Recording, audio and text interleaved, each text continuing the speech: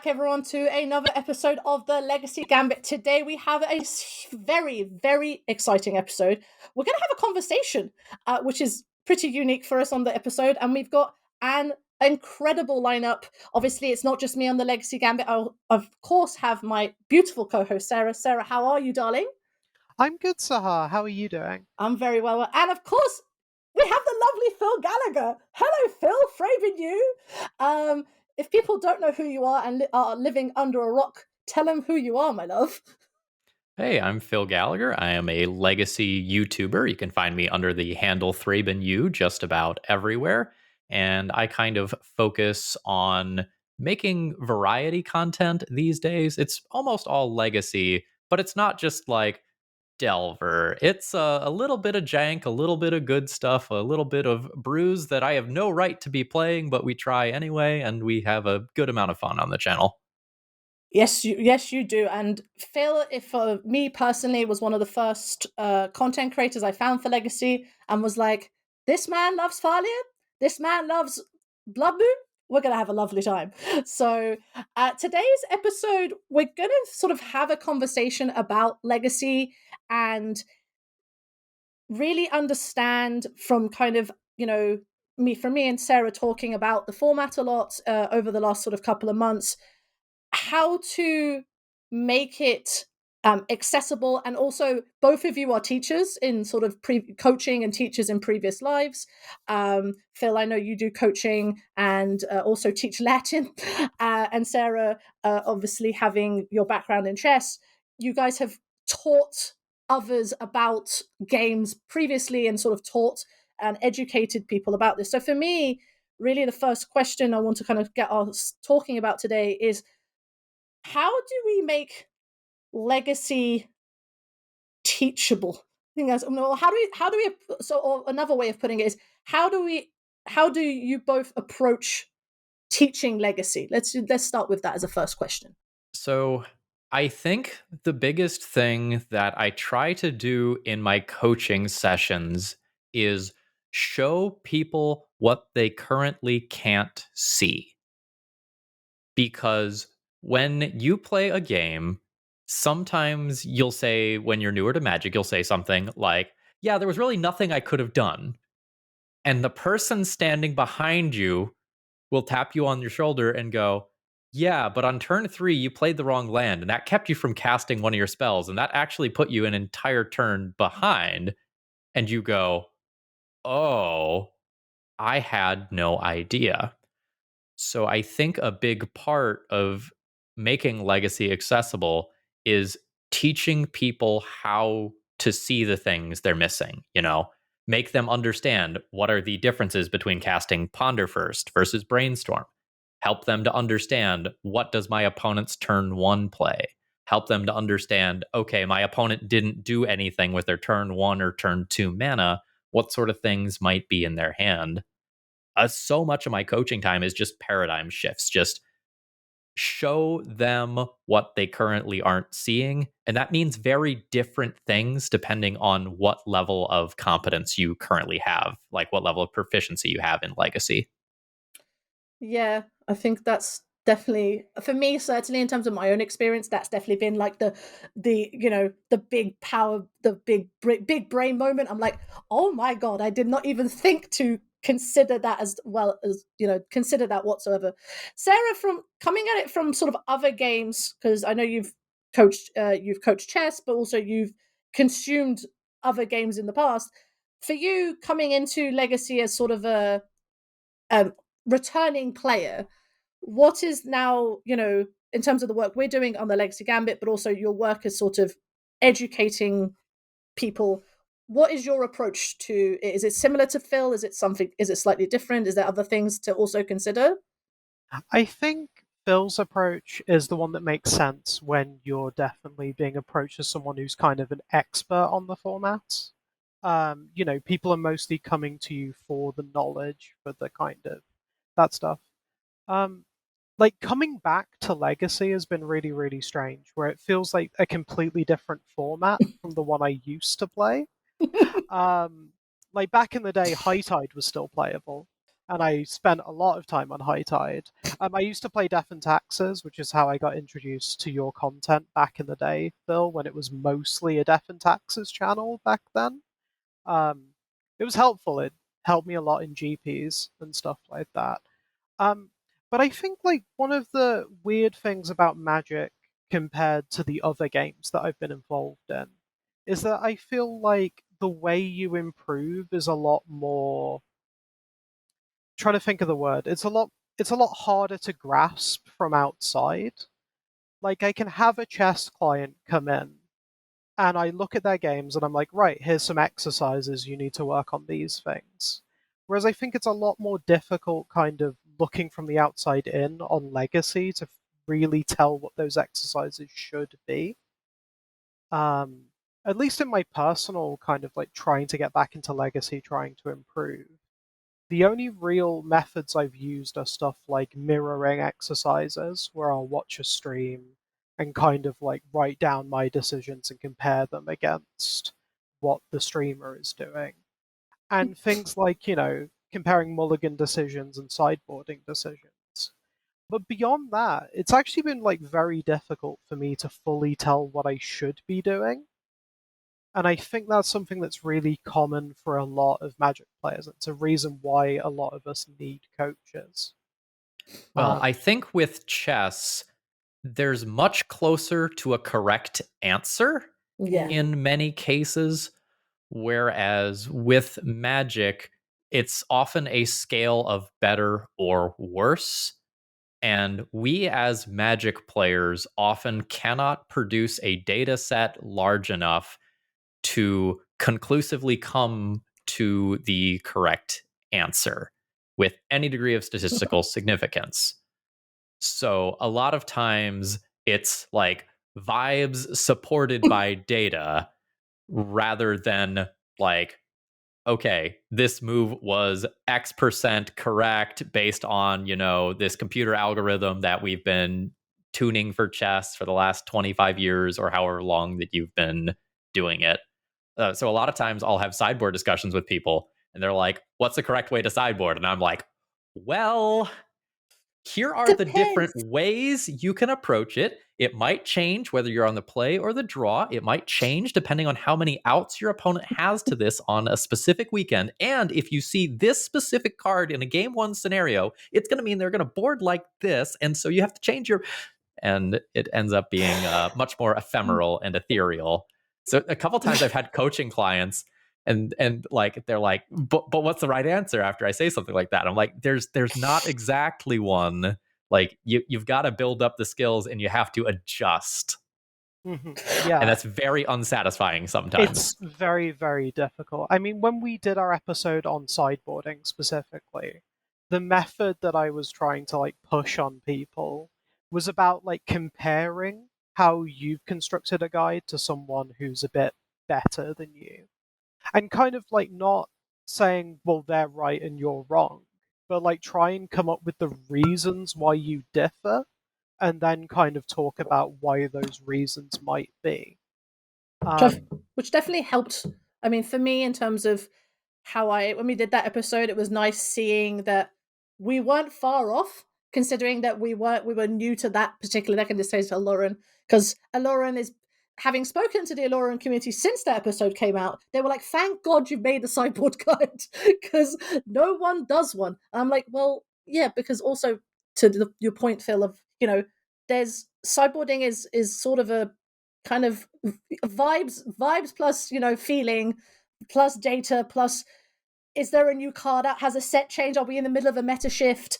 And there's a lot of different factors that go into it. And I think that makes, for me, certainly, and comparison to other formats, a lot of other formats just have a lot more eyes on them. So you have more data to pass through. Whereas with Eternal formats, there's a handful of people I mean, say it's a handful, it's still a lot of people. There's a handful of people doing a lot of that work. And, people can be very data driven and people can be very kind of like vibes only driven. And sort of both approaches are correct. It's just what you're looking for and how you're doing it. But I think in terms of teaching, one of the things I've definitely felt with some content creators, and it's not even a criticism, it's just a critique, academic phrasing, is that there is a level of expected knowledge with certain content creators when they're making content.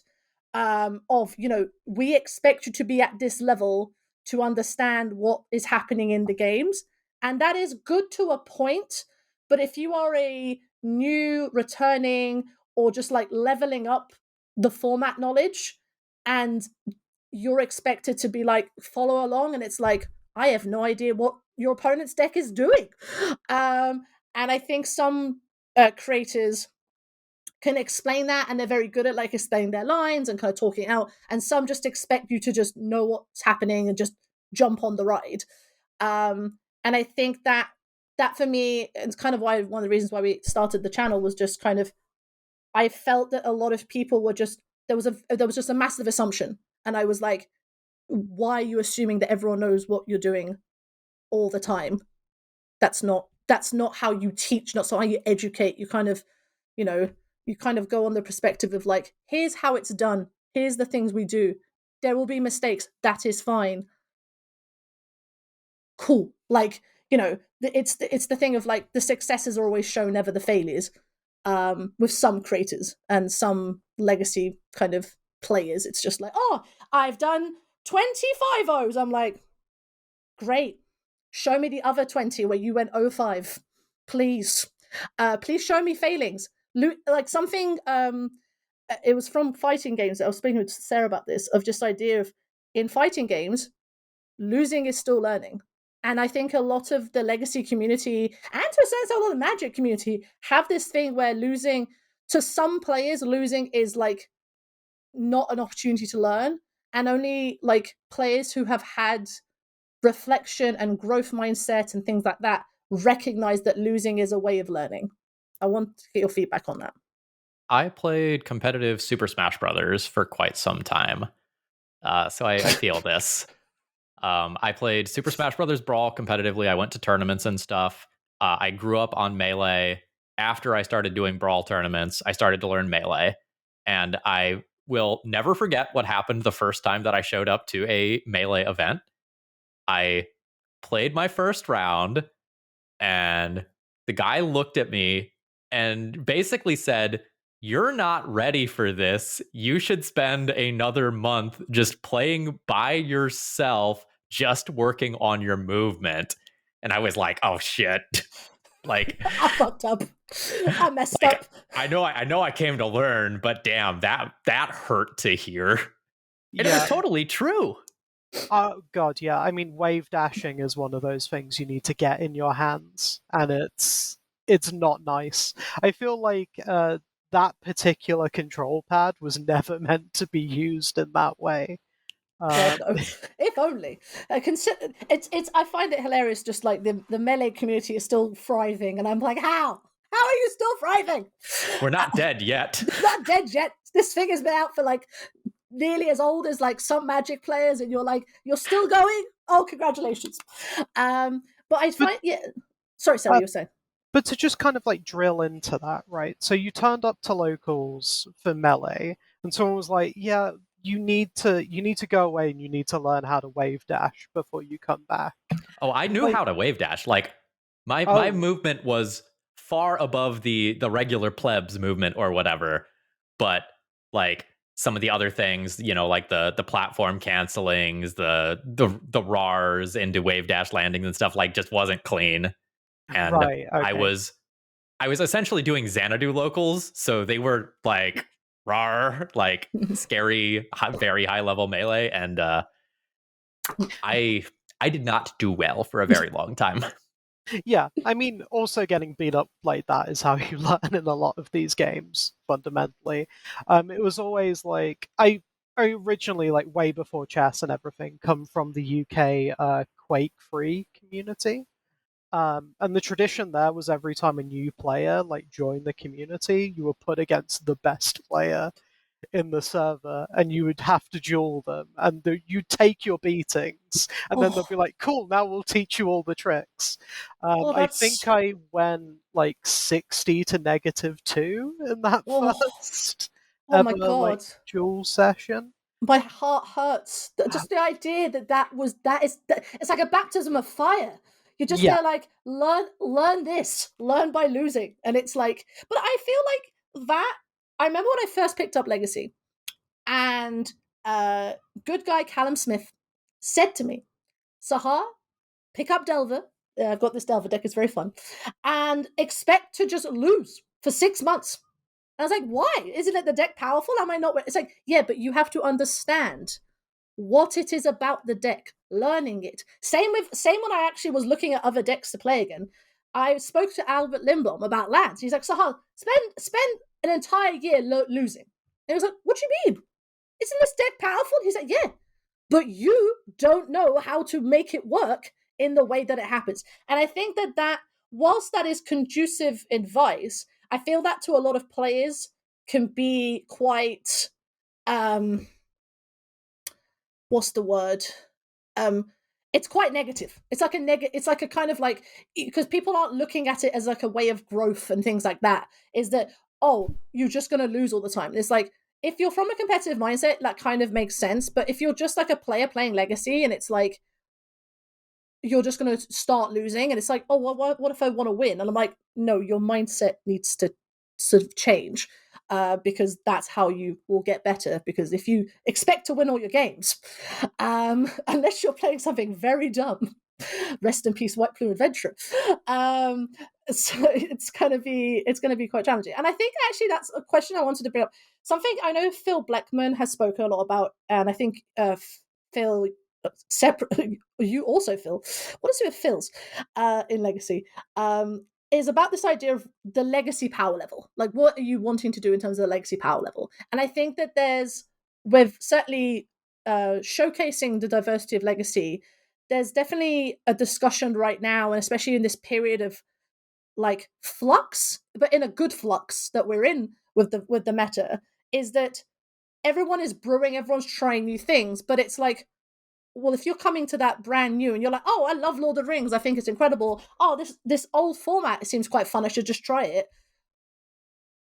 How do you tell people what the legacy power level is? Like, because in my head is like, do we go to a point where it's like vintage, where there's pillars and you're like, here's Bazaar, here is Shops, here is Blue, here is Ophir Druid, here's Tinker.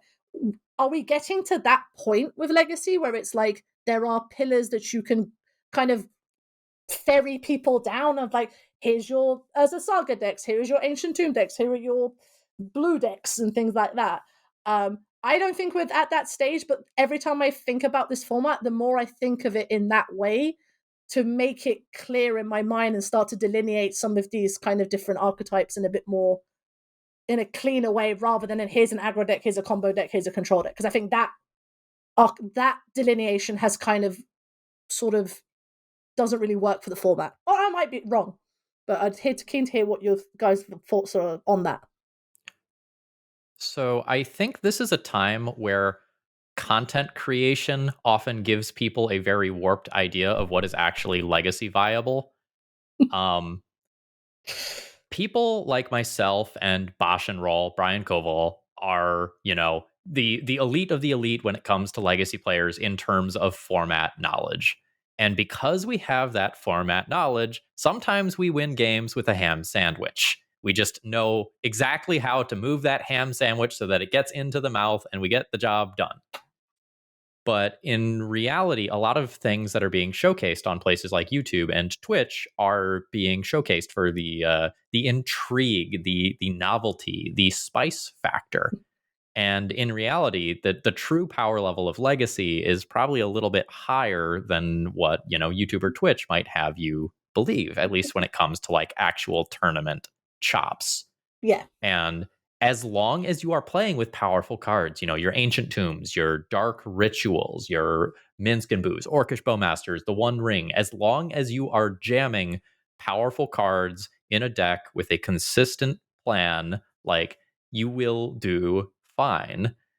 But the more cute things you try to do, the higher your skill level and knowledge needs to be to compensate for that.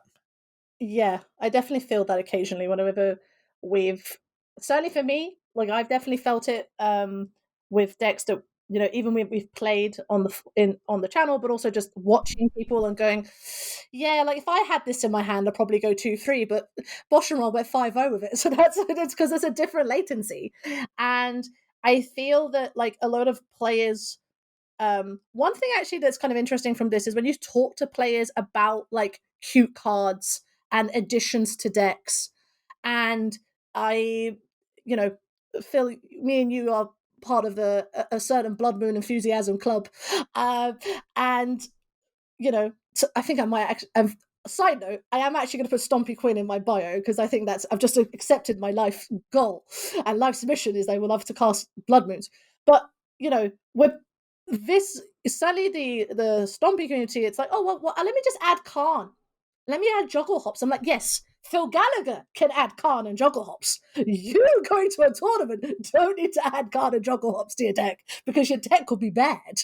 And I just kind of, people kind of get, I think sometimes the content that yourselves create, but also creators make, it's like you have to sort of dial it down and go, okay, well, actually, how does this work when I go to like a Lexi Challenge or I go to a local tournament?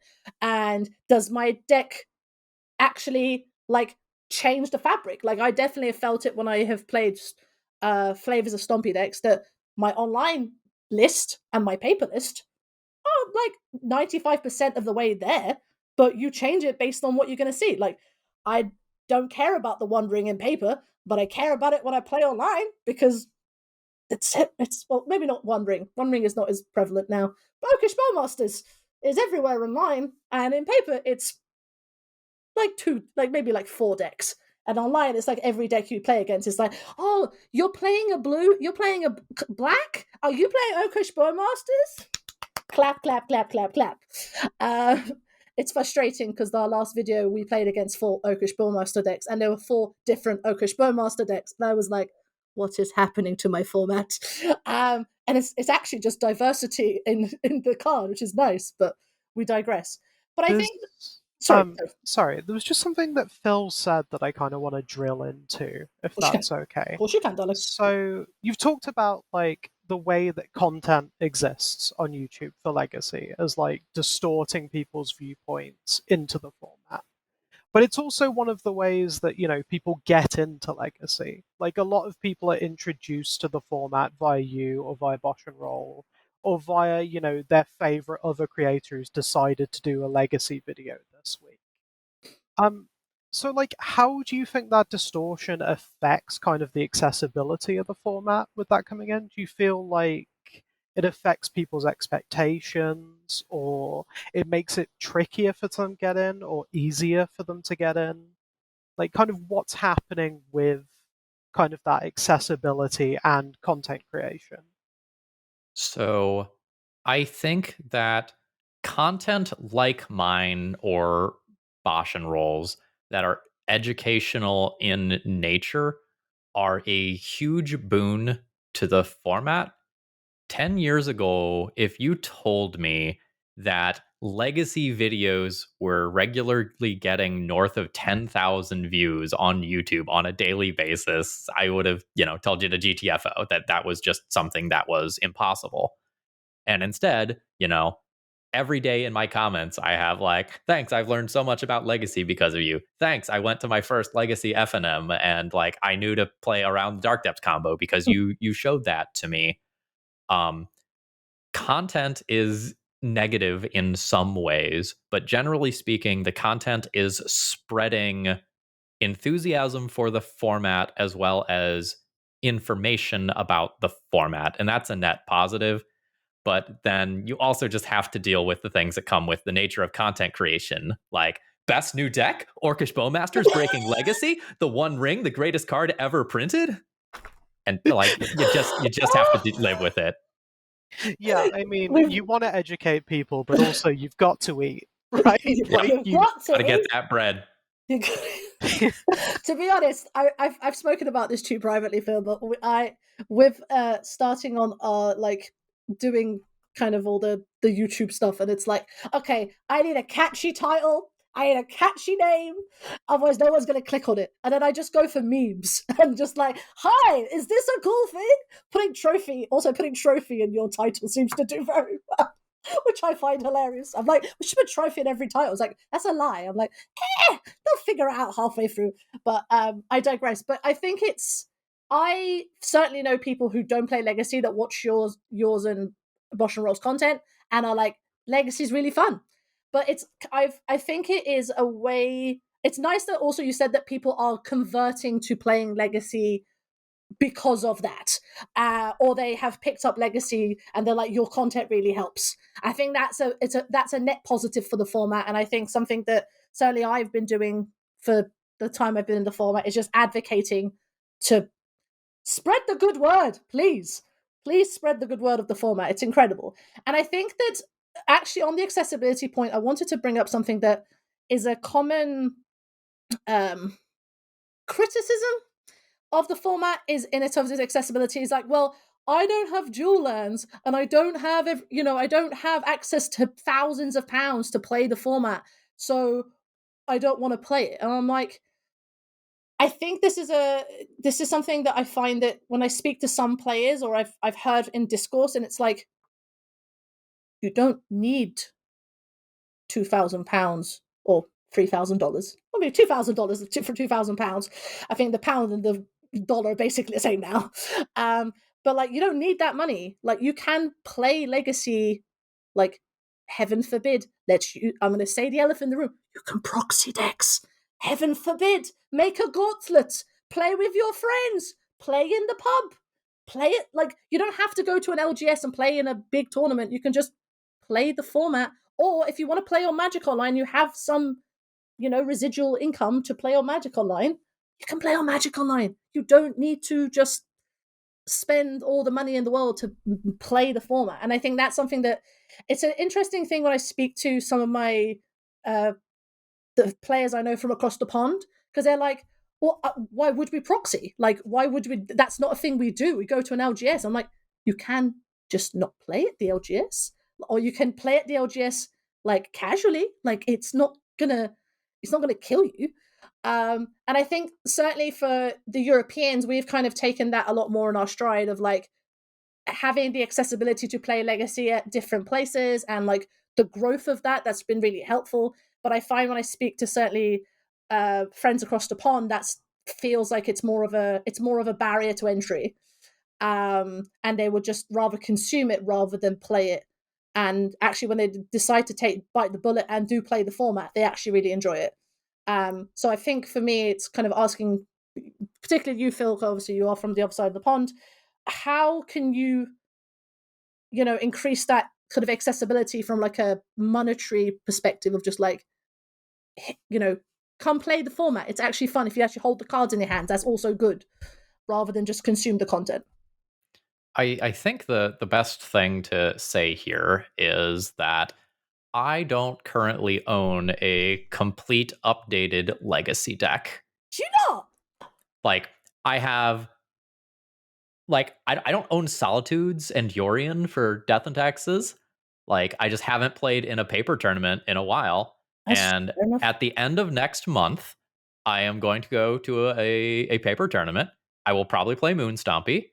I sold all my cards for Moonstompy when I needed to buy a car. And all I'm going to do is I'm going to hit up my buddy Bill. I'm going to say, Bill, here's the 75 I want. He's going to put together my deck for me. I'm going to borrow it. And, I'll buy him a nice dinner one night where we're there and we'll call that good. Yeah. Like, exactly. You don't need to own the cards.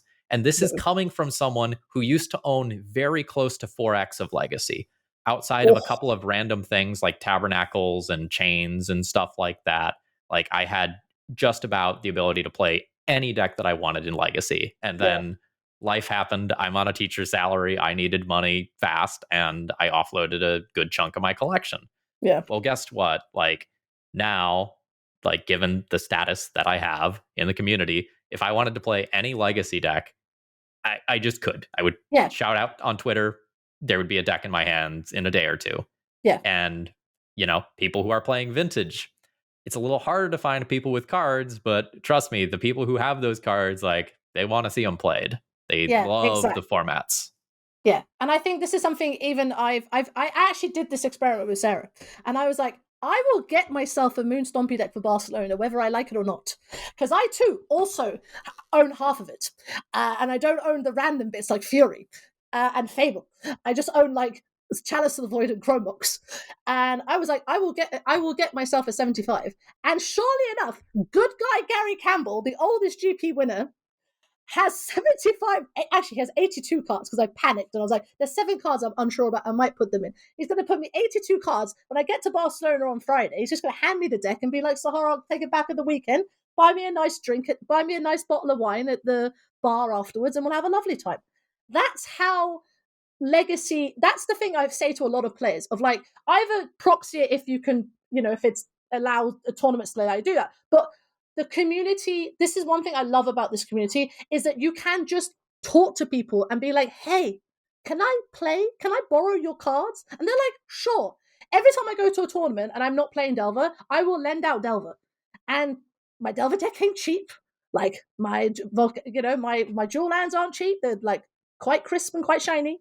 But it's important. And I think like I encourage people who are listening to this, just ask your community. You'll be very surprised at how many players just have cards and just want you to play. And it's definitely, I noticed this in Vintage as well when I went into playing Vintage. People just want you to play Vintage. I have a friend, and this is going to sound like humble brag, who has 2 sets of power because he had them from when he was like, 90 something. For like nearly 30 years he's had these cards, and he's like, do you want the white set or the black set? And I nearly had a freaking heart attack. I was like, what? What'd you say? Black or white? I was like, I'll take white, please. I'll take white bordered if that's all right. But he just was like, yeah, of course I want them played. I'm like, are you worried about this? He's like, why? They're cards. I just want you to play with them. I want you to play the format that I enjoy and share that experience. And like when Sarah got back into it, I was like, Sarah, this format's incredible. Everything's so good about it. It's so much fun. I'm having the time of my life. And then you came to a tournament and then you were hooked. And I was like, exactly, see? And I think that if you have an active Legacy community, that's a really nice thing to have. But also online, connecting with people either local to your area or just like connecting with players that of a certain deck that you like. One of the things I like about the Legacy community is that the archetypal communities, like the sort of deck communities, are very active. Bar like a handful, most of the big archetypes have an active Discord server. They have an active Reddit, or have active things that you can like chat to people about. And there's usually and I have to big up all the deck specialists, because the deck specialists are like a good, you want to learn about like X, please go see this person. Oh, you want to learn about some weird deck? Go see this person who's been trying to make it work. I think about like Tony Scapone trying to make like variants of Storm work, and it's like, you could be playing anything else, Tony, but no, you are sticking with variations of the Storm archetype, and for that I clap you. And he's putting out content and making it work, and sometimes it's good and sometimes it's not good, and you're just like, it's okay, it's fine, you can just do the thing you want to do. I suppose another thing I wanted to ask the pair of you as well is on the archetype sort of, and like deck, describe versions of decks, do you think they're useful? Like, in terms of like, if I say to someone, go play a Delver deck, is that useful? Like, if you're like, well, what's Legacy? I'm like, well, it's Delver, it's Stompy, it's Reanimator. I'm like, well, what does that mean? Like, I feel like those words kind of, I say them, and I feel like you have to have a level of knowledge to understand what that means. And I think that's the case in like all formats. But I feel like, is that useful now? Because like, take Delver as a good example. There's like 5 ways to play Delver now. And it's like, there's no agreed kind of thing. Same with like control. It's like, well, what kind of control do you want to play? Like, there's Yorion Pile over here to kind of Jeskai control over here, and they are 2 different things that they're trying to do. And this is why I went out back behind sort of like the archetypes and other blue decks and things like that. But like, I feel like that understanding an archetype like deck definition isn't as useful as I think it is in other formats. Or maybe I feel like it could be more delineated. I want to ask both your thoughts on that, kind of from someone who's in content and also someone who's coming back into the format. So, like, from coming back into the format, I feel like the very, very traditional ones, like just saying aggro, control, combo, tempo, by itself doesn't really say much anymore. But I do feel like you can. It's one of those things where you have to accept it's never going to be telling you the whole story, right? It's meant to kind of just get you in the right mindset for your first couple games, and then you can start learning what it actually is, right?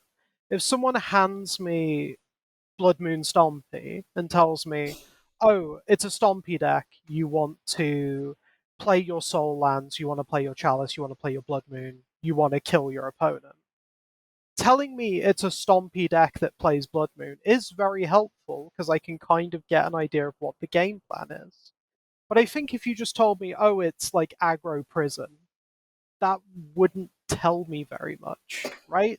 Like, but then again, also that's coming from a level of knowledge where I understand what Stompy means when it's quite an old term now. And I only really know it because I've kind of been grandfathered in from like the old era of Legacy. Yeah, Phil, what are your kind of thoughts on that? So the singular biggest thing that I will like die on a hill for in Legacy is that deck names need to be descriptive. When someone hears your deck name, they need to be able to intuitively understand what that means. And it's okay if you need a little bit of format knowledge for that to happen. So, for example, if I say I am playing Grixis Delver, you need to understand that Delver of Secrets is a card. That is an okay leap. Yeah. And if you have minimal understanding of Legacy, you will get that.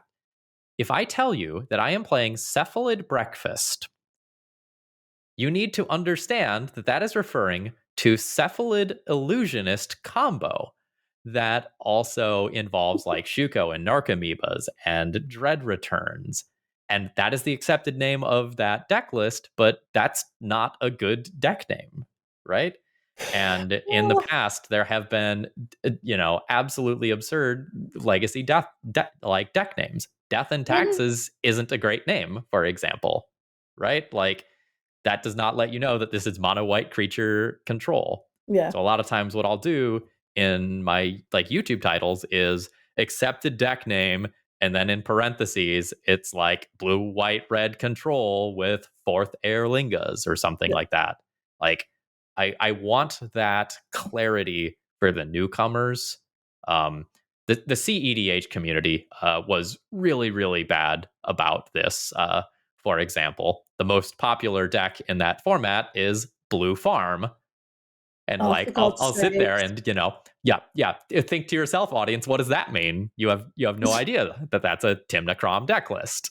Yeah, is that where the name comes from? Like in my brain, I've always just been like, it's the Ad Nauseam deck, right? Like, it's just. Am I wrong? Like, is it not the Ad Nauseam deck? It is. That's one of the things that deck does. Okay. Other podcasts have done it better and in a more informed way. But essentially what it boils down to is someone going, yeah, they're kind of like farmers, you know?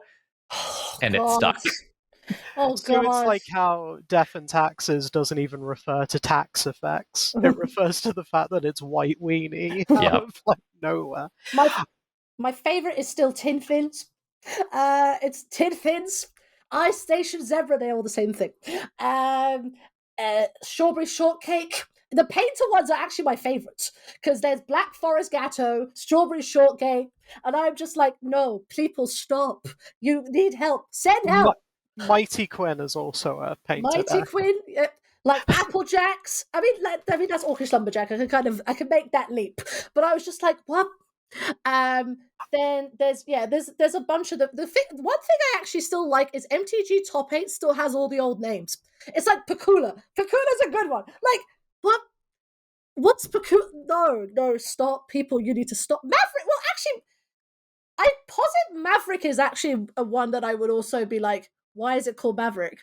because it's not like there's no card in it that's a Maverick. It's like I know why. Same with Nick Fit, nice fit. I know that one is like I can kind of do it. But yeah, a lot of the old naming conventions are not ideal, and descriptive names are way better. I still find like I think I've come to the conclusion of like color and name of like archetype or name of deck is like a good naming convention. So Rug Delver or Blue Red Delver, or Bug mid range or something. I can kind of get behind those, or Sultai mid range. You can kind of change it however you want, but I think that's way better. But a lot of the this is kind of accessibility. A lot of the old guard would be like, well, no, it's the charm of Legacy. God, I've heard that phrase more than once. It's the charm. It's just we want to just play all our old cards. Show and Tell is actually one of the few decks that actually I am like, you know what? Or Sneak and Show. I'm like, yes, Sneak Attack, Show and Tell, easy peasy. I understand what your deck is trying to do. Congratulations, Show and Tell community, for making a deck name that actually works. But yeah, and same like Reanimator. Like the ones that are like very literal, I'm like, yes, makes sense that you would call them this. But I think there's been a lot of work in both creators, but also back in the day with Patrick Sullivan and Cedric Phillips to kind of like talk about this. And I was just like, okay, this is the way to kind of, go about this. And I think a lot of the deck names now are getting to that point. Obviously, there is going to be a bunch of like old decks that have kept their name and they are just, as much as we want to, put like blue, white, Esper Cephalid combo isn't got the same ring as Cephalid Breakfast. So I can appreciate while there's some people who still want to do that. But even like things like Cradle Control, I'm like, okay, I understand what you're trying to do. Cradle is a card. It makes a lot of mana. You have, could all call it feed art. I'd probably call it feed artisan combo, or the Rock, as someone called it. And I was like, let's contrast it with a fun name that Newton sometimes uses: Nightmare on Elf Street. Like that is a terrible name that does nothing to inform anyone what's going on. Yeah. Cradle Control is much better, Fiend Artisan mid-range, whatever you want to call it. Exactly. It's a really funny name, though. Like I do. Oh, it is funny. I will not disagree with that. Yeah. Yeah. Sorry, something I just want to like quickly circle back to, if that's okay. So we've talked a little bit about how content creation affects accessibility for Legacy and how content creation pulls people in. But also, I feel like there's kind of this thing where big content creators, and I believe you did this in the past, I can't really remember. It has been such a long time. I know that when people started, there were like the gameplay videos, and then people tended to do more kind of explainy videos every once in a while. And those videos never did as well.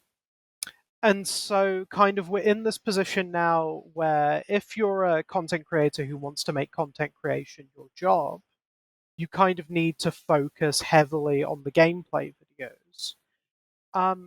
So I kind of just want to talk about, like, do you feel like YouTube really affects the content you're able to make?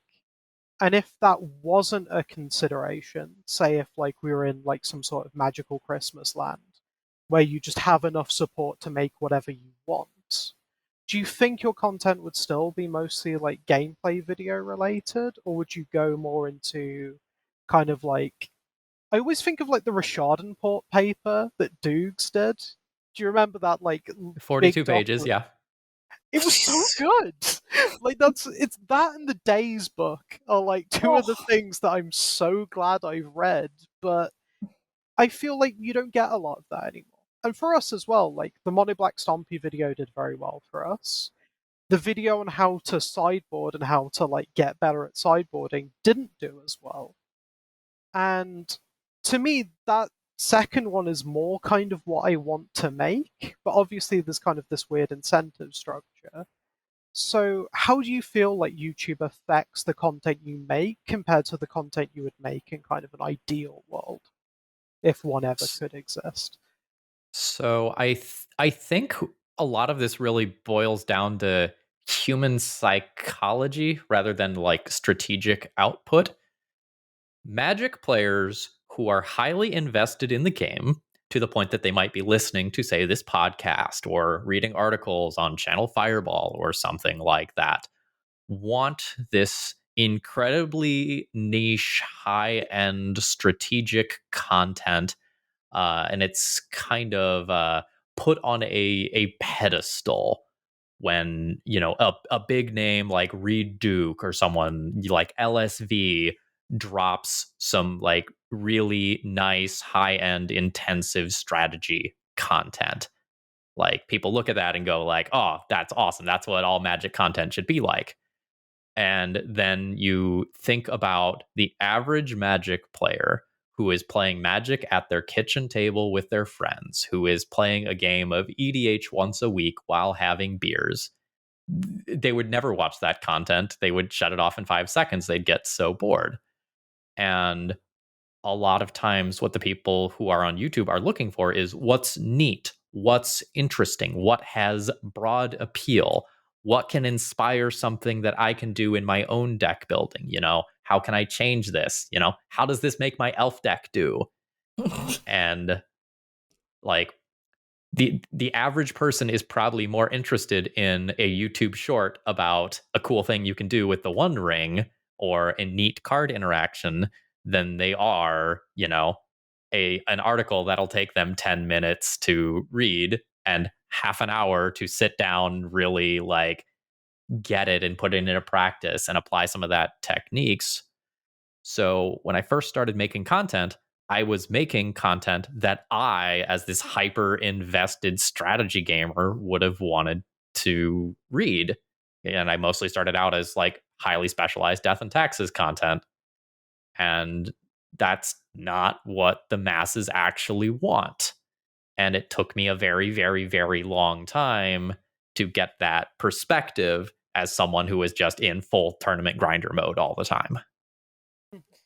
Yeah, and something I kind of appreciate about your videos is I think the way you talk about your thought process makes that kind of like higher level strategy that little bit more accessible. It's kind of like putting that higher level stuff in a nice kind of like package, if that makes sense. That's my biggest skill. I teach middle schoolers. I know how to make very complicated things sound simple. Like, that's why people book tutoring sessions for me.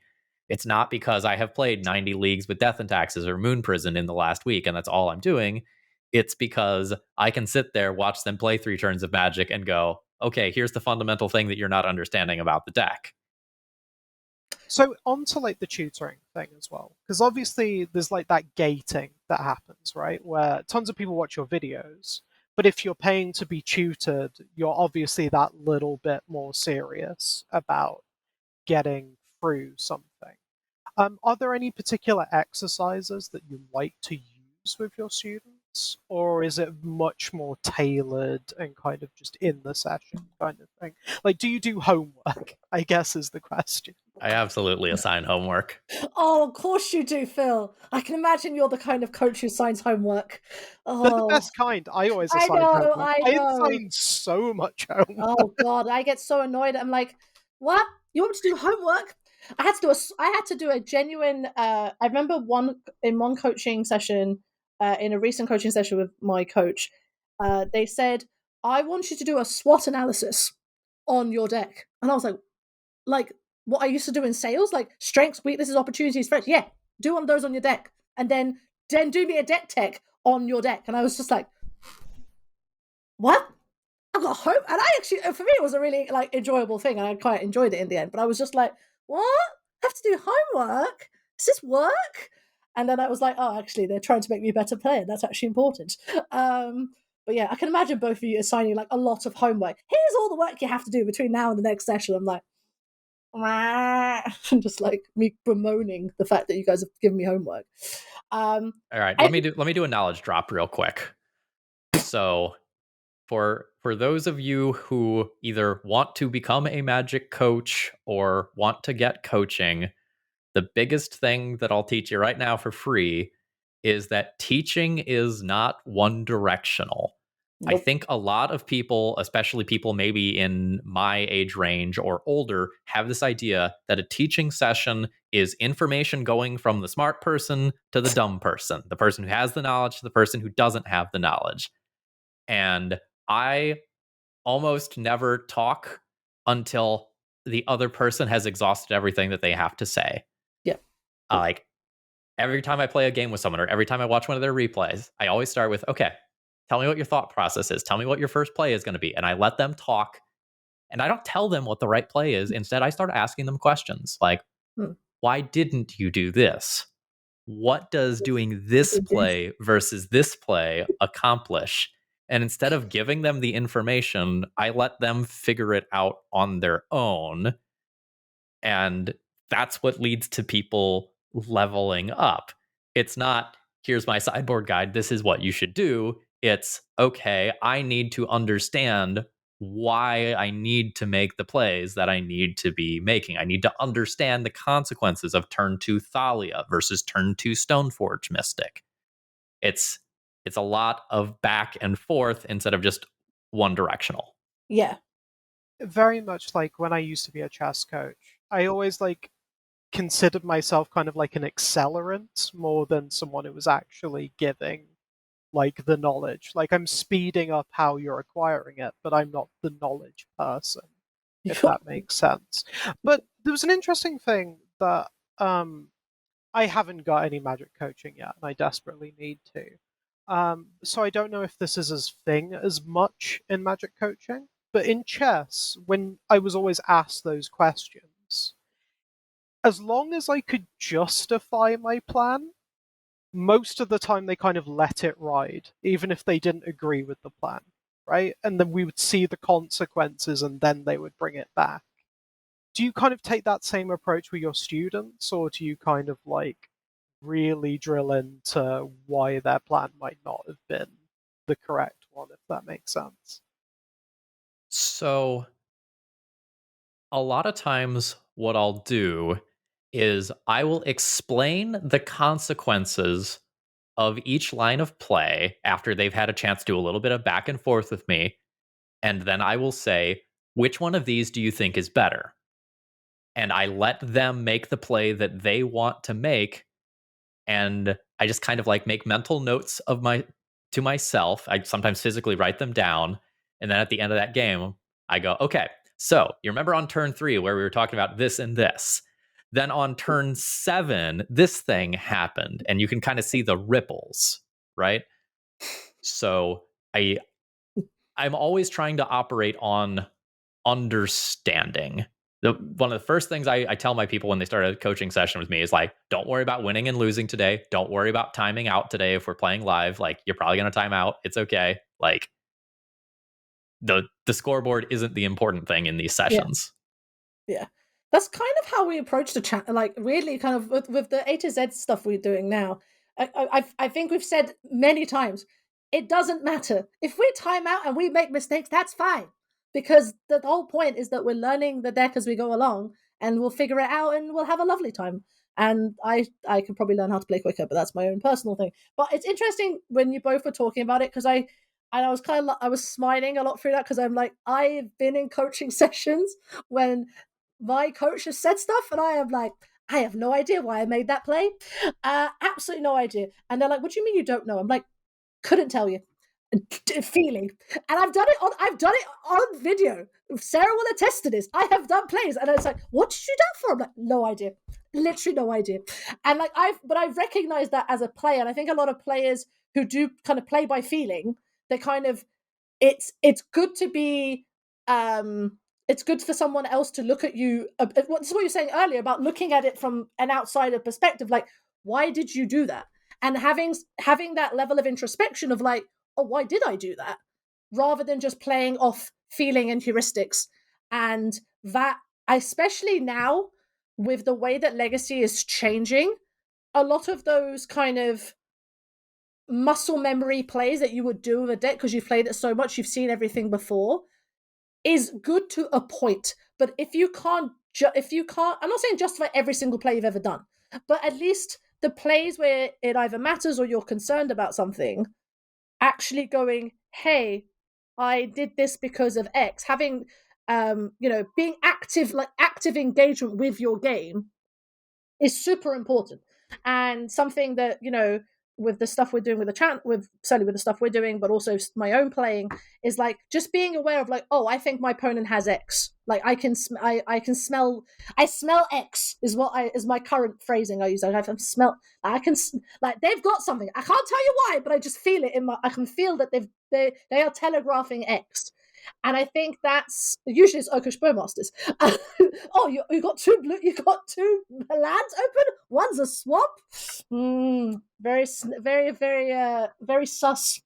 But I think that's something that I find that's interesting. But I feel one question I want to ask both of you, and this is kind of I think we've kind of skirted around this, is how do you improve? It's like, and I know a lot of this is like coaching and like having some these questions back to you, but how do you kind of get to the point where you recognize that you have, and maybe some players never have this, but there's like feeling of, oh, there are things I for me the way I say it is there are things that I can't see because I'm not there. There isn't a duplicate of me who is seeing my games, unless I do like replays and stuff. Like for me, I've started watching more replays and watching back videos and going, oh, I would have done this differently. I would have looked at this in a different way. But I find some players either don't want to do that because they think that they're right, which is, I mean, sure, if that's how you want to live your life, or some players don't feel that that's something they want to do because for them, Legacy isn't about that. It's about just playing with your friends and enjoying yourself, and that's a totally valid thing to do. But I think for players who are getting into the format and want to see a level of improvement, even if it's just like a slight curve up, how do you kind of try to quantify that to them in a way that they feel like they are making progress rather than just saying play 100 games and don't worry about the result, which is what people told me when I first started playing? I mean, I think it really depends on like the level of investment that you have. Yeah. Like what you're going to be willing to do depends on how invested you are. If you are trying to be like an extremely serious tournament player, the advice for how you should improve is going to be way different than if you're just like, oh, well, we have a legacy F&M every couple of weeks. I'm kind of done being the 0-4 in the bracket. I would like to kind of move up a little bit, right? Like, for the serious tournament grinder, I can sit there and be like, well, you're going to need to review your games because that's going to be one of the best ways you can improve. I want you to write this, I want you to write this, I want you to do all this kind of stuff. Whereas the person who just wants to improve a little bit for the F&M is probably not going to be as willing to put in as much work because it's not as worth it to them, right?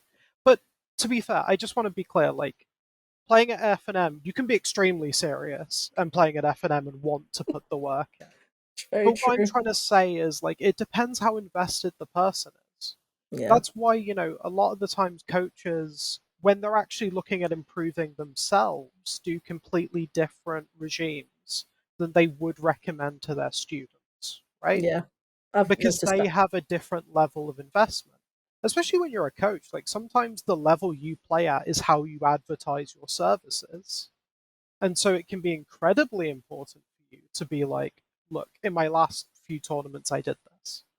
Like back in chess, getting a title suddenly means you can charge like $10 more per hour coaching. So getting to the level where you have a title is some serious financial gain. Sometimes suddenly you go from someone hires just because they know you from the club to people are calling you up to teach in schools because they want to have the person with the fancy master title come in and teach the chess. And I think the question of how you improve and how do you get your students to improve are kind of two very different questions. And yeah, that's kind of what I want to ask Phil as well. Like, when you obviously give exercises to your students, are these things that you also do for your improvement, or do you take like different approaches? No, improvement? my improvement's at a different level.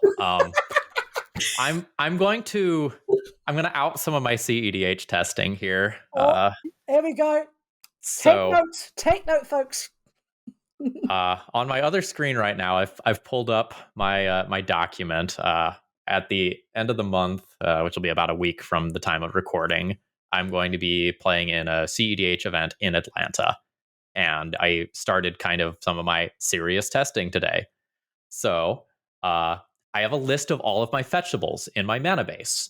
I have cross-referenced which fetch lands can get which dual lands. And I know that each one of my fetch lands that is not double on color fetch lands will miss 2 of my fetchables. I also know that I have a ratio of 9 fetches to 6 fetchables. So if the game goes extremely long for some reason, 3 of my fetch lands won't actually do anything.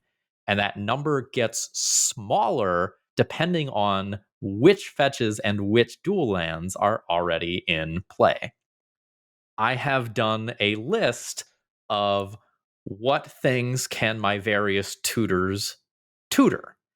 And I know that my Enlightened tutor can get 4 extra things that my artifact-based tutors like Transmute Artifact and Tezzeret the Seeker can't get. I know that my Ranger Captain of Eos only has 1 fetchable thing in there, and that's not really in the deck as a way to tutor up creatures. So that's what I did this morning. I mean, I find that hilarious because I've to be honest, when I go to play tournaments, one thing I've started doing with playing any deck now, I just kind of go, okay, what does this look like? Like Moxfield, a shout out to Moxfield. They're not sponsoring it, but everyone loves Moxfield. I like Moxfield to kind of show me what curves look like and how it looks and feels. And if I'm tinkering with a list, it's like, well, this is how it affects it. So you need to move it about. And I think it's super useful. And I think there is definitely some players who will just be like, oh, I'm just going to submit this because this is what I want to play. I'm like, but what about X? And there's all this other things that you need to also, especially a deck that like tutors a lot. It's like when I see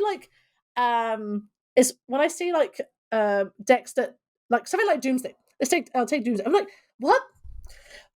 I mean, I know you now have like just Thassa's Oracle piles and that's it. But I'm like, what? Someone give me a spreadsheet. I need a whole thing written out of like what I need, how to get it. And it's the same with like sideboarding. I'm like, if I have a deck, like I need to figure out what I need to do. Actually, one thing, a small tournament bit of advice I'd like to give: front load a lot of your knowledge.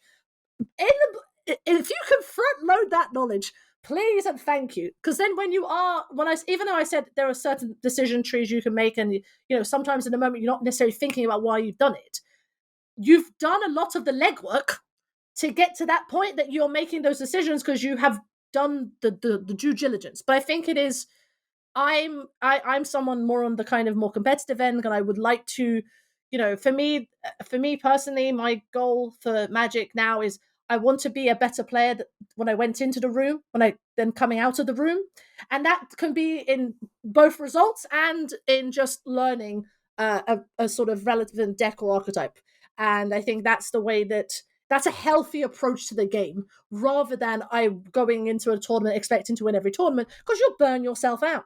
And even with Legacy now, it is not like a Pro Tour format, but there are still, prestigious places to play Legacy. Shout out to SCG and NRG for still having good tournaments on a grand scale, and same in with Four Seasons and like Axiom events across Europe.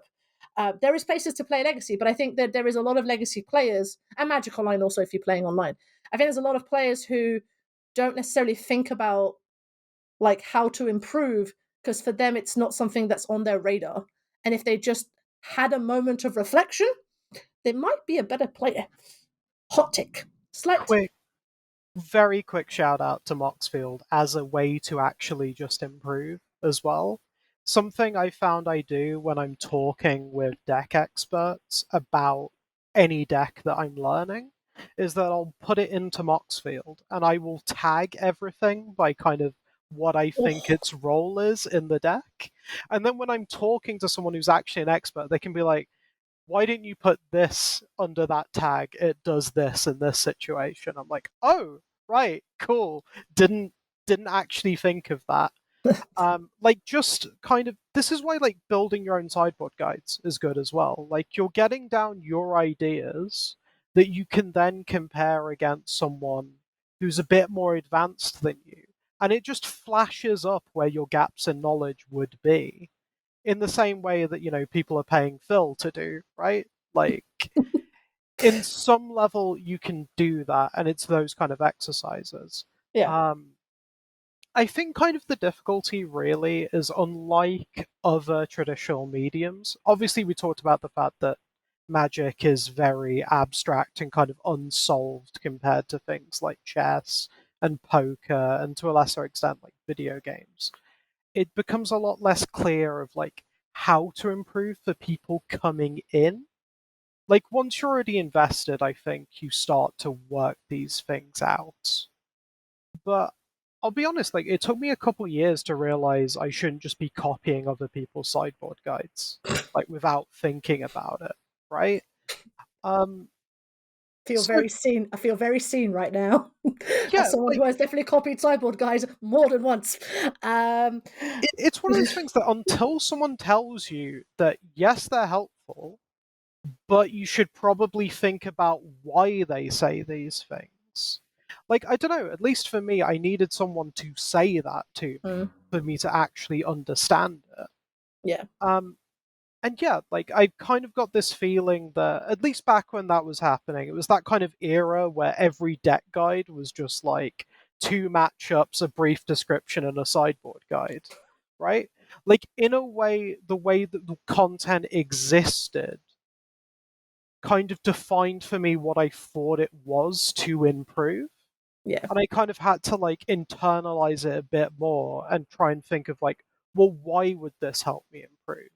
And It's that's also, kind of like the level up that happened yeah, for me, at least. one big level up for me, and especially playing Moon Stompy and Stompy decks in general, is, and it's something I spoke with Phil about. It's the idea of like mulligan decisions. I came from playing Delver, where you have all the time in the world. Your cantrips will find you answers. Your fetch lands will help you put away those bad cards you drew. You don't have that with Ancient Tomb decks. You look at your hand and you're like, well, hope to God this isn't good enough. And this phrase that Phil, I think you've spoken about before, is this idea of hypercompression. This idea, and it's such, honest to God, was one of the big level ups I had when I started playing Stompy decks, of this idea of just like reframing how you think about mulligans. Because you look at your hand and you go, okay, what does my first 2 turns look like? What do my first 3 turns look like? Do I have 3 turns? And just kind of figuring out the sequencing of how to then do that. And I think that little things like that, that really with certain archetypes you can have, and also being very cognizant when you're getting guides, is that the way that the player who's made that guide plays the deck versus the way you play it are 2 very different things. I take example with like when Bosharon was playing Delver like a couple, like maybe like 18 months ago. I remember I got his I'm on his Patreon and I was like, oh, get your Delver guide, and I looked through it and I was like, yeah, you play it like a control deck. You're playing Delver like a control deck. And there's a lot of like interactive things. This is obviously expressive iteration time, so the whole thing was a bit messed up, but counterbalance, and I was like, yeah, you're playing this like a control deck, whereas when I was playing Delver, played it like an aggro deck, and I want to tempo you out, and I want to have literally no permanence on the board and have 1 Delver and win the game by doing that. These are 2 different ways of playing. So I think something that I realized for myself, but also I think players need to realize, is what kind of player are you? Like, what kind of, where's your, I don't want to say wheelhouse, but where do you feel comfortable playing? Because if you're naturally an aggro player and you have those potential tendencies, that gives you an understanding of who you are versus, obviously have variation and skill, but obviously understand where you feel kind of more comfortable playing. Like, I love blue decks, but I also just want to not. I just want my opponents to not play Magic. I've realized this about myself as I get old. I'm like, oh, you want to play? No, I'm terribly sorry. Here's a Chalice one. Here's a Blood Moon. Here's a Goblin Rabble Master. Please, please die in 3 turns so I can go and have something to eat. I've got the best possible anecdote to follow up here. I believe this was Jerry Thompson. This is many years ago, probably eight or so years ago. So Jerry Thompson, I think it was Sneak and Show. He took that deck to an event, went like 0-5 or something, just abysmally bad for a player of that caliber. Yeah. And he was like, what am I doing wrong? And he just walked up to the top tables, watched some players playing the deck, and they just jammed. They just jammed every time. Whereas he all weekend had been trying to play around everything because he just had that knowledge and experience. So he was trying to find the perfect spot to go off. And he was just losing because of it. And then he was just horrified as he watched people just like turn 1 naked show and tell and just win games because of it. No force backup even, just go. No, just naked, just go. I love it. I love it. That for me is something I remember Callum when I was playing Delver. He was like, I was playing Delver versus Painter, which is not good for Delver typically. Well, it's okay for Delver. But he was like, Sahar, I was always impressed by just how much you went for it. And just, it didn't, like, you were just like balls to the wall. Like, if you made that mistake, you made a mistake, you learn from it. But sometimes you just win games by just having conviction in your ability. And I think there's a lot of players who, for me, it's both a gift and a curse to have that level of like balls to the wall kind of way of playing.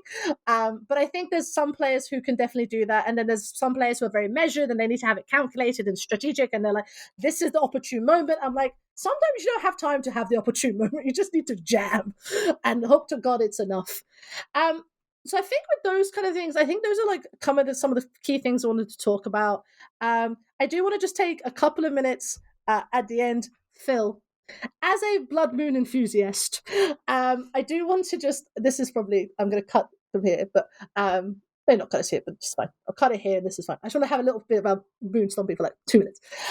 So, as a Blood Moon enthusiast, one thing I have realized, also being a fellow Blood Moon enthusiast, is that the Stompy community is actually what I would call like the quintessential old school player. They are very, like, certain members of the Stompy coalition, as I want to call them, are very set in their ways. They're like, but why can't we have all the prison pieces and no win conditions? I'm like, because did you just hear yourself? Please have win conditions. For me, it's like, the question I want to put to you more than anything is, where is the Stompy archetype now? Because I think that it has been pulled in about 3 different ways, and there are different ways to play it. Because you know, and it across all the colors. I'm not even just putting like mono red. This is black, green, white, all of them.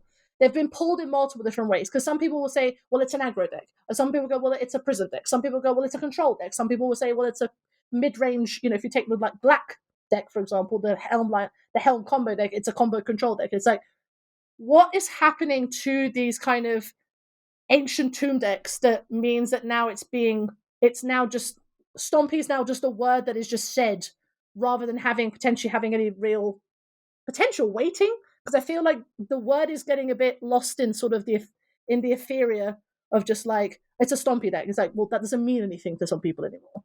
And I wanted to kind of, as a fellow ancient tomb enthusiast to another ancient tomb enthusiast, I want to kind of get your opinion on this, because I think for me it's both good and it's both like a negative from an accessibility point, because it's like I can't tell you what Stompy means anymore. All right, so let's kind of do a mini history lesson. Yeah. When we go way back, Stompy decks usually meant playing a lock piece and then following it up with an efficiently costed but somewhat embarrassing creature. So you would effectively win the game with a Chalice of the Void or a Trinisphere or a Blood Moon or a Choke, and then you would play the best creature that you could off Ancient Tomb mana, which for a long time meant things like Rakdos Pit Dragon. Storm Breath Dragon? I'll take Storm Breath Dragon. I had to write when I did the article on Black Stompy for the channel. I gave like a brief history lesson on where the word Stompy comes from. And the weird thing is, like, the most like thorough-line thing I could find is it became associated with Chalice of the Void because of Dragon Stompy. But Dragon Stompy wasn't called Dragon Stompy because it played Chalice of the Void. It was called that because it originally referred to like mana accelerant into weird threats. Like apparently Stompy comes from the card Rogue Elephant originally. Like the old like green Stompy, like you just play Rogue Elephant as fast as you can deck. Rouge Elephant. I love Rouge Elephant. So you were saying, Phil? Yeah. Sorry. Okay. Just like it's weird how the name has shifted so much. Anyway, don't gatekeep with your deck names. It's improved. Exactly. Rogue Elephant is over here for a reason. Okay. Over time, a lot of the red decks transitioned into a prison deck, seeking to lock opponents out with Chalice of the Void, Trinisphere, Ensnaring Bridge, and Blood Moon, and then win very, very slowly with something like a Chandra Torch of Defiance or something else like that you could win through an Ensnaring Bridge. These days, Chalice of the Void and the lock pieces are really the secondary thing in these decks. Yeah. And the primary thing is Ancient Tomb putting out some pushed creature that has been printed in the past 5 years. Opposition Agent, Sholdred, the various initiative creatures. If you go into green, Shifting Ceratops. So the Stompy deck is now more about Ancient Tomb accelerating out threats than it is about Chalice locking out the opponent. And this is very much a fundamental paradigm shift. Yeah, that's what I suspected also. Because for me, I've always described it as like, sort of Blood Moon aggro was a phrase a while that got banded about of just like you're trying to play very good creatures ahead of the curve. That is the way that you win games. Here is a Goblin Rabble Master, please and thank you. That card is 2015. That's an old card. Love that card. It's great. But yeah, I think that's the way to see it, and I think there's a lot of players who play quote unquote Stompy that haven't had that paradigm shift. Because, you still get players even now who are like, but what if I put Ensnaring Bridge in? I'm like, these are different decks. There is definitely the prison deck, as I said earlier about Khan Juggle Hops, win with a ham sandwich, here's a Chandra Torch of Defiance and Awaken Inferno, and off you go. That's a prison deck. That to me is the old school, like, we sit here till turn 15, you don't play anything, I don't play anything, I have a Planeswalker, I'm going to win by this.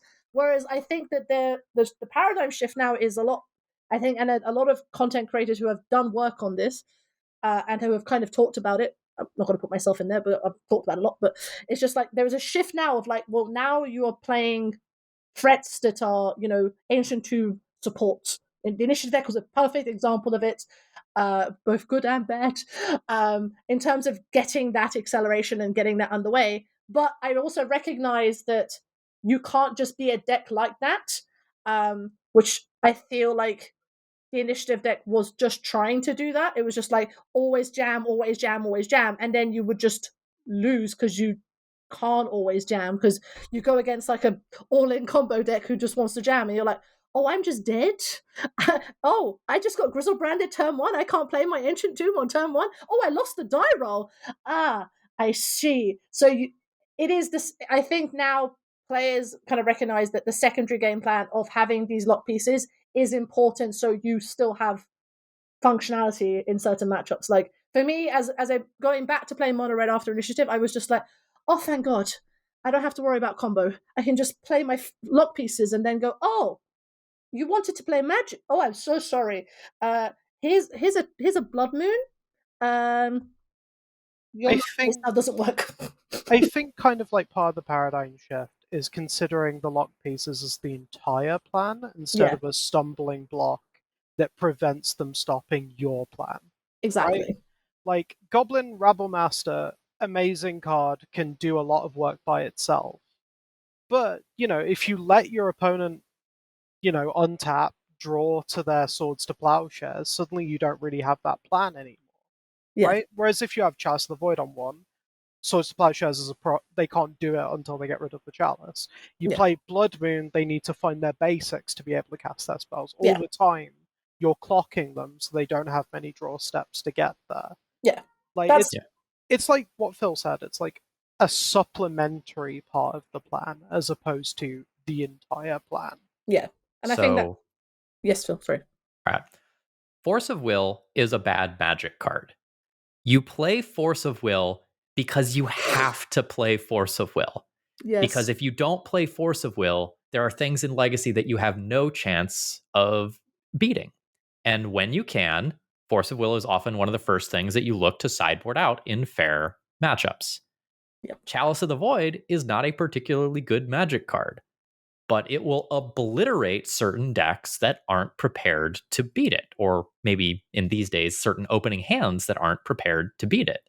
And you need those lock pieces because, your initiative deck can't always race the Oops All Spell deck that is going to always win the game on turn 1 or turn 2 if they are left unchecked. Yeah. But the biggest piece of advice I have for any Stompy players out there is Chalice of the Void by itself is not a keepable hand in 95% of Magic matchups, especially in game 1 scenarios. The London Mulligan is broken. I beg you, please use it. I don't do it. I have made that mistake. I still make that mistake. When I look at a hand, I go, oh, I've got to challenge someone, it's fine. And then I just don't do anything. And you're just there like, I could have done something. But yes, the London Mulligan is broken, please mulligan. Also, the deck rewards mulliganing. It's good that your spells are powerful. They're powerful for a reason. Yes, sometimes you will draw hot air, and that is fine. That is the contract you have made with the deck. Is that sometimes you draw all the mana and no payoff, and sometimes you draw all the payoff and no mana. But Fable the Mirror Breaker does a lot of work to kind of smooth out those draws. And even in initiative, you had you had the initiative, and that really helped, which is really useful. Sorry, just to dial back and kind of connect it, because I feel like I know what the answer is going to be now. So when you're watching people play Magic, or you're watching your students play Magic, what's kind of one of the biggest kind of issues that you see in people's play? And is there an exercise that you would recommend for people to improve at it? Is it kind of drawing sevens and being keep or mull and talking to people about it and explaining? Or is it stuff like they're sideboarding wrong and they need to be working on their sideboarding, this exercise for that? Or is it something more ephemeral? Or, I'm basically looking for exercises, because I feel like that's the one thing when we're telling people that they need to improve at Magic, we don't always have exercises for people. Whereas other games like chess or fighting games, I can give you tactics puzzles on a theme. In fighting games, I can set the training mode to anti-air practice, and suddenly I sit there drilling that, right? So is there an equivalent kind of thing in Magic, and what's kind of a common one that you'd recommend? So one of the things that I do a lot is I pause the turn and I ask someone, what is your role in this game right now? Let's use a deck like Death and Taxes as an example here. Death and Taxes has some games where you are a control deck, where you are trying to lock down lands with Rashadan Port and Wasteland. You are trying to land a Spirit of Labyrinth to keep your opponents from drawing extra cards, and you are trying to do this lock puzzle. There's other games where your plan is Flicker Wisp this Recruiter of the Guard, go grab an Orcish Bowmasters, grind my value this way.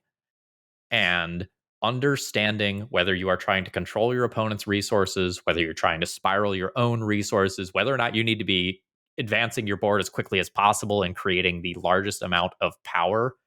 I think understanding your role at any given time is the hardest thing for people. Some decks don't change roles very frequently. Mm-hmm. And Like in those cases, it's like, okay, I know what I need to be doing most of the time.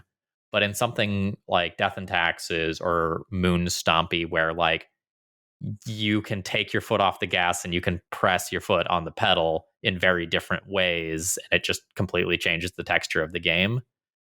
If you don't understand your role and you make one wrong decision on turn 2, like that's the game in a lot of those decks. And getting people to understand that is super important, especially when sometimes those decisions have to be made off of Misty Rainforest Pass.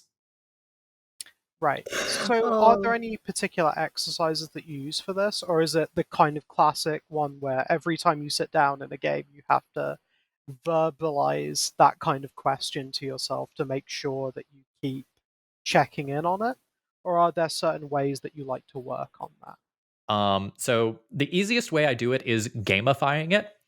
I let my opponent take one turn and I say, what have you learned about their deck? I let them take a second turn. How has your understanding of their deck changed? And so a lot of times you watch someone go, it's a blue deck. It's a Delver deck. It's a Grixis Delver deck. It's a Grixis Delver deck with an extra graveyard emphasis with Reanimate. And you try to teach them to build on what they already know. And then as they are more familiar with what their opponent's deck is doing and what their opponent is probably doing with their resources short and long term, that gives you a better chance at understanding what you should be doing in the short and long term. There's a whole strategy and tactics thing if we want to go into it here, but it might be a bit much. Yeah, like the big compared to the small. Yeah, I'm glad someone else uses kind of the chess version of like strategy as the big and tactics as like the point to point. I'm getting a free coaching lesson here. I'm not just you're getting free coaching here. I'm just saying it right now. I'm learning more about myself and learning about Magic, and I know you both, so it's all good. I think with that, I think that's everything we wanted to kind of talk about. Phil, thank you so much for hanging out with us, chatting, kind of a little bit more like high level than just like bants, but like actually like talking about like things that matter to Magic players.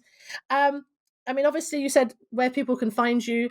Is it like Fraben U? Just type Fraben U and you'll find Phil. Is usually the place. Yep. Thraben U, Twitch, Twitter, YouTube, thrabenuniversity.com. If you want to book a tutoring session, my email's available there. I'm not too hard to find. Also, you got some merch. You got some. I do have some merch. It's done through Bonfire. It's my little logo. You can get it in a bunch of different colors: short sleeve, long sleeve, different comfort levels of t-shirt. I'm literally wearing one right now. They're super cozy. Okay. There's it literally. If you want to get to Fraben U, you can get to Fraben U. And obviously, we're quite like a coaching and learning focused channel. Yeah. How is your kind of like coaching availability? Are you quite open? Are you quite full? Like, how is tutoring? Do you have a waiting list? Or is it very much people can turn up and be like, hi, I want to learn Death and Taxes from the Death and Taxes man? People float in and out a lot. A lot of times I'll do 2 or 3 sessions with people and then they go like, okay, I have leveled up a lot. I can see the path now. I can walk it from here on my own. So I do get a lot of repeat customers, but a lot of times after 2 or 3 sessions, I have given them the push they need, because a lot of times Magic players plateau. They just hit this point where I can't improve more on my own, and then I just give them that next little push. Light nudging, just light nudge, just a little push. But yeah, thank you for hanging out with us, Phil. Obviously, we will be back next week. Obviously, I'm at MagicCon Barcelona. There's going to be a vlog about MagicCon Barcelona. I'm so excited. I'm going to play all the Legacy that they'll let me. I'm going to play so much Legacy at people. And yeah, we'll come back. We also, Sarah has going to be doing some painter content, because Sarah has decided to get. Can we tell people what the name is? Can we tell? Yeah, go ahead. Nose to the Grindstone. That's what we're calling the series, where Sarah is going to basically learn painter and take you along the journey and sort of in this kind of more informed kind of teaching sense, kind of learning, reflecting. And it should be really good. I'm very excited. And at some point, I will also probably do the same with Mono Red when I have time and I'm not writing a PhD paper. Yeah, the premise I'm going with is I'm treating myself as my own coaching client. So I'm going to set myself all the homework and I'm going to share all my homework answers with you and go through as I torture myself with learning what's considered one of the trickier decks in the format to get to grips with, for sure. Yeah, it is. I've never played something quite like it before, and I'm really enjoying my time so far. So yeah, that's what I'm going for. It's going to be super fun. We're going to track it all. And then we'll be back with an A to Z video in a couple of weeks where we will probably be moving to C and playing a deck we spoke about earlier. So you guys can figure that out in the comments. But until next time, thank you so much for hanging out with us. Join us on this journey of Legacy and catch you guys next time. Bye. Bye. See ya.